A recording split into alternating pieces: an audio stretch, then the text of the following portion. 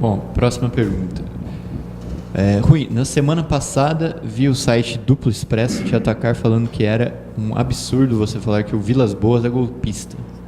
E eles também atacaram os deputados do PT, Vadir Damus e Paulo Pimenta. Achei as críticas muito estranhas. Também. Também achei essas críticas muito estranhas. Esse ataque contra o PCO em defesa do Vilas Boas é uma coisa meio grotesca, né? Inclusive o rapaz lá que fez a crítica falava que o Vilas Boas é um herói nacional, que ele estava fazendo o sacrifício da vida dele para defender o país, etc. e tal. Eu acho tudo isso meio fora do normal, né? Mas eu colocaria também o seguinte: se o que separa o Brasil do golpe militar é o Vilas Boas, então é melhor a gente se preparar para enfrentar o golpe militar. Se ele está lá até agora, de cadeira de rodas, porque se ele rodar a cadeira e sair do lugar, vai ter o golpe militar, então vai ter o golpe militar. O que vai impedir? Por que ele faria isso daí? Um problema que eu acho que muita gente não entende é o seguinte: você descobrir em instituições, organizações, que elas têm divisão interna, não é nenhum mistério, todas elas têm. Você põe 10 pessoas numa mesa, sempre vai ter opiniões divergentes.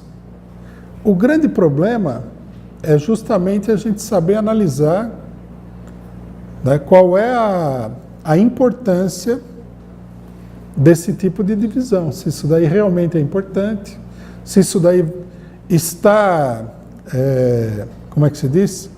Processando uma determinada situação, sim ou não, e tudo mais. Agora, o mais importante de tudo, eu acho que o rapaz que fez essa crítica, ele não entende, é o seguinte: não é porque você tem um lado supostamente bonzinho, ou mais bonzinho, e outro lado mais mal, numa divisão, que a política correta é você, como é que se diz? Você ficar aí jogando confete no lado bom. Esse daí não funciona assim na política. Nunca funcionou. A política é um problema de força. Que é isso que eu acho que o rapaz não entende.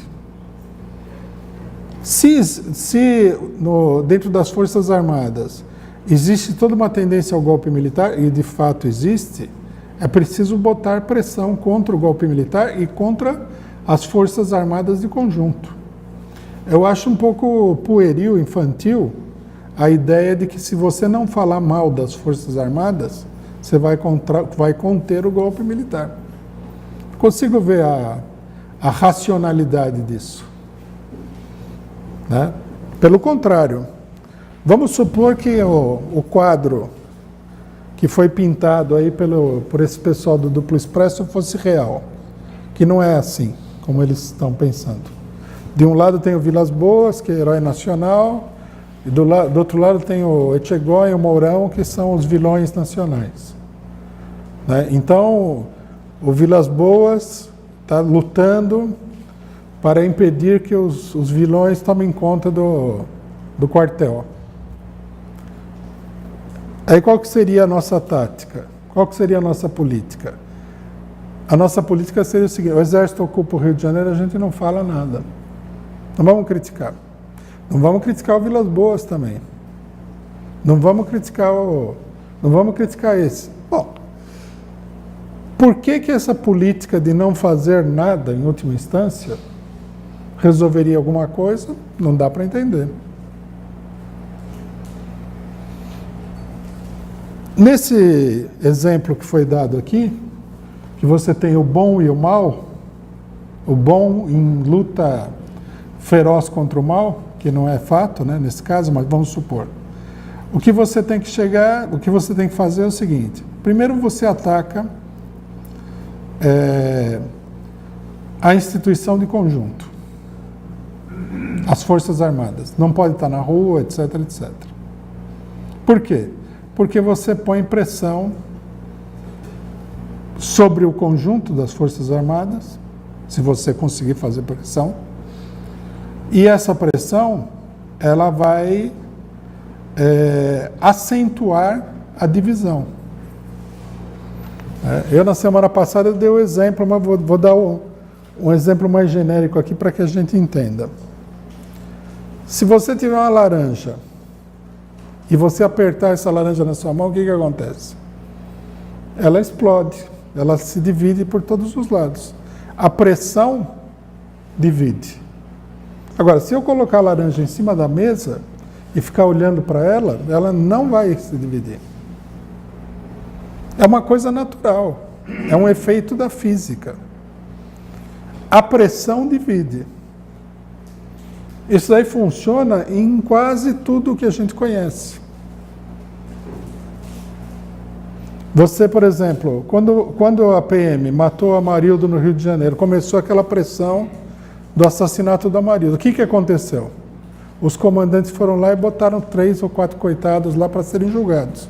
Quer dizer, dividiu a coesão, porque a gente sabe que a PM tem ordem. O pessoal tem licença para matar. Então, o normal seria que os comandantes protegessem os seus subordinados. Mas começou a pressão, eles expeliram uma parte mais fraca do negócio. A pressão divide. Esse é o primeiro princípio. O segundo princípio é o seguinte: você, logicamente, tem que atacar, não pessoalmente, mas a política do setor mais direitista. Então, por exemplo, a intervenção das Forças Armadas no Rio de Janeiro é uma política direitista. Tem que atacar isso daí. Tem que atacar o fato de que tem um militar no Ministério da Defesa. Tem que atacar o fato de que tem o gabinete institucional aí espionando o país. Você critica essa direita, a pressão está mais bem direcionada. Aí ele fala o seguinte: não pode criticar o general Vilas Boas porque ele é o antigolpista, herói nacional. Mas o general Vilas Boas, antigolpista, herói nacional, soldado profissional, homem maravilhoso e tudo, ele sai, toda vez que ele fala, é para defender a direita. Então você tem que atacar ele por defender a direita. O que a gente ganha não falando nada? Essa política de boa vizinhança, de diplomacia, isso daí não é uma política séria. O que vale na luta política é a relação de forças. É a pressão que você consegue exercer sobre o adversário. O que está favorecendo a seríssima tendência, operação de golpe militar, é que ninguém fala nada. Tem gente que fala assim: não podemos atacar as Forças Armadas. Não, tem que atacar as Forças Armadas. Sabe por quê? Vou dar um exemplo concreto do Brasil. Quando acabou a ditadura e as Forças Armadas tinham sido muito atacadas, todo mundo concordava que não havia a possibilidade política das Forças Armadas darem um golpe militar. Por quê? Porque a crítica tinha sido tão dura que eles não se arriscavam a fazer isso daí. Mas como faz muito tempo que ninguém critica as Forças Armadas, e até tem gente louca aí que não conhece nada das Forças Armadas, que fica elogiando as Forças Armadas, já está se criando uma certa autoridade política das Forças Armadas para dar um golpe. Por exemplo, nessa reportagem aqui, nessa colocação, né, não era uma reportagem, o pessoal fala, uma das pessoas falava assim: as Forças Armadas não são as mesmas de 64, não. Aí é que ele se engana. As Forças Armadas são as mesmas de 64. Por exemplo, o general Etchegóin, ele é filho e sobrinho de 2 militares que estão na Comissão da Verdade. O tio do Etchegóin era do CIEX, Centro de Informação do Exército, uma coisa que Para quem é jovem, parece, sei lá, nome de papel de limpeza, CIEX, né? Mas para quem tem a minha idade, CIEX é assim, aquele nome que desperta um calafrio. Como outros nomes da época, DOI-CODE, DOPS, desperta um calafrio. Quer dizer, as pessoas que estão nas Forças Armadas hoje, elas são os filhos dos que deram o golpe de 64, mataram e torturaram. Não vamos ficar fazendo... Não vamos ser gente louca aqui. O pessoal não viu as declarações do Bolsonaro, do Mourão?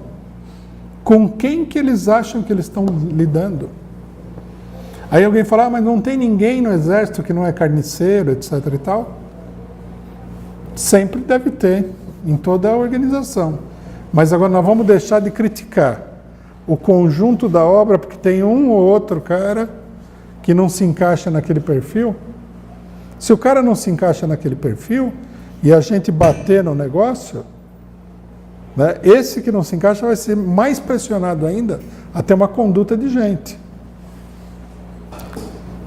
Esses militares aí, eles são os mesmíssimos de 64. No meio da conversa também, naquele festival de ignorância, falaram, porque o Exército fez a Revolução de 30. Meu amigo, precisa conhecer a história do Brasil. O Exército não fez a Revolução de 30 coisíssima nenhuma. O Exército defendeu o governo até o último momento. Quem começou a Revolução de 30 foram oficiais de menor patente dentro das Forças Armadas. Você vai pegar um livro de história e ver. Levante do Forte de 22 são tenentes, todos eles eram tenentes. Por isso o movimento, né? Aqui vai uma explicação importante para todos. Se chamava tenentismo, porque era composto por tenentes. Tenente não é comandante do Exército. Luiz Carlos Prestes era capitão do Exército. Os que ocuparam São Paulo na Revolução de 24, eles eram também militares de baixa patente, mais a força pública.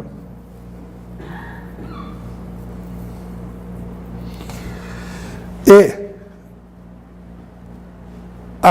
o movimento militar que veio do Rio Grande do Sul, sob o comando de Getúlio Vargas, era a força pública e setores do Exército que haviam rompido com o comando, né, que vieram de lá para o Rio de Janeiro. Os militares, eles decidiram derrubar o governo, os comandantes, os generais, quando eles perceberam que a coisa tinha desandado para eles não perderem o controle. Aí fez-se um acordo entre os militares comandantes reacionários e os revolucionários que tinham participado do movimento de sublevação contra o governo Washington Luiz.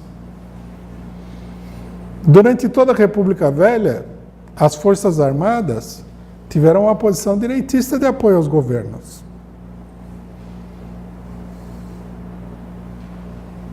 Aí também criaram outro mito com o general Lott, que é um problema do cidadão.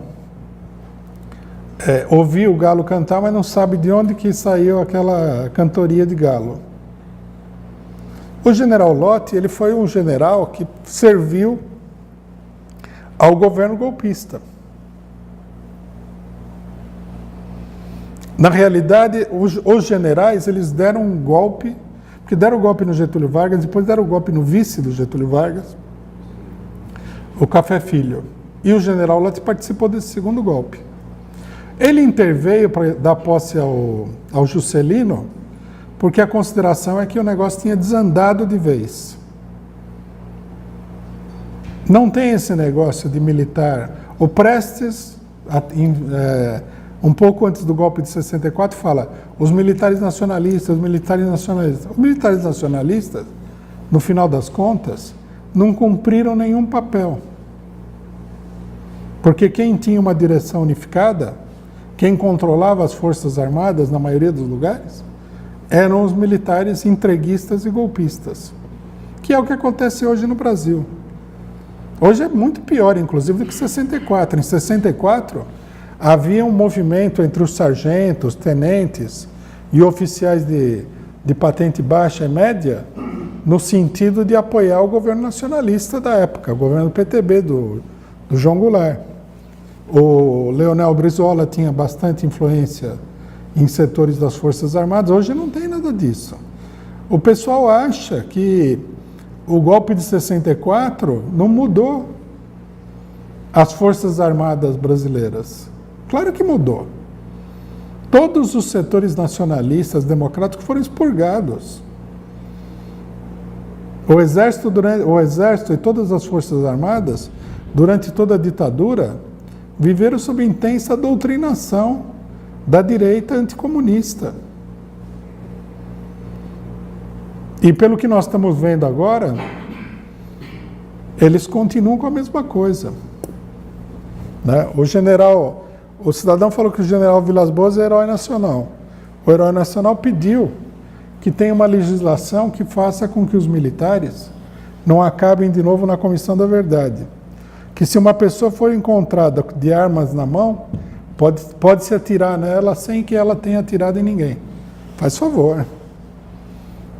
Agora nós temos aí uma esquerda que é uma esquerda de puxa-saco dos militares, que são a maior ameaça que o povo brasileiro tem. Como disse o membro do governo Trump, quando a coisa esquenta nesses países aí, esses países aí é aqui, né? Os militares sempre dão um jeito, e o jeito que eles dão a gente sabe qual é. Tem muito porão, muita casa clandestina, onde as mulheres são estupradas. Um cidadão, inclusive, eu não gosto de ficar estendendo a conversa, mas tem que estender a conversa nesse caso aqui, porque é grave. Um cidadão falou assim: os militares se sentem atingidos na sua honra. E os estupros de mulheres? Uma pessoa que estupra uma mulher, que está prisioneira dele, tem honra? Que honra que é essa?